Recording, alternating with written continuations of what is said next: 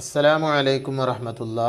ഹിഷാമിൻ്റെ മകൻ ഹാരിസ് റളിയല്ലാഹു അൻഹു നബി സല്ലല്ലാഹു അലൈഹി വസല്ലമ തങ്ങളോട് ചോദിച്ചു, അള്ളാഹുവിൻ്റെ റസൂലേ, താങ്കളിലേക്ക് ഏതു രൂപത്തിലാണ് വഹ്യ് അഥവാ ദിവ്യ സന്ദേശം എത്താറുള്ളത്? ആ സമയത്ത് നബി സല്ലല്ലാഹു അലൈഹി വസല്ലമ തങ്ങൾ പറഞ്ഞു, മണിനാദം മുഴങ്ങുന്നത് പോലെ ചിലപ്പോൾ എനിക്ക് ദിവ്യ സന്ദേശം ലഭിക്കാറുണ്ട്. ഇതാണ് എനിക്ക് ഏറ്റവും താങ്ങാൻ പ്രയാസമായിട്ടുള്ളത്. പിന്നീടത് നിലക്കുമ്പോഴേക്കും ആ സന്ദേശവാഹകൻ പറഞ്ഞത് മുഴുവനും ഞാൻ ഹൃദ്യസ്ഥമാക്കി കഴിഞ്ഞിട്ടുണ്ടാകും.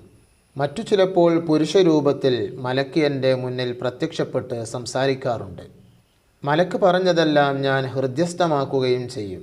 ആയിഷ റളിയല്ലാഹു അൻഹ പറയുന്നു, കഠിന ശൈത്യമുള്ള ദിവസം നബി സല്ലല്ലാഹു അലൈഹി വസല്ലമ തങ്ങൾക്ക് വഹ്യ് ലഭിക്കുന്നത് ഞാൻ കാണാറുണ്ട്.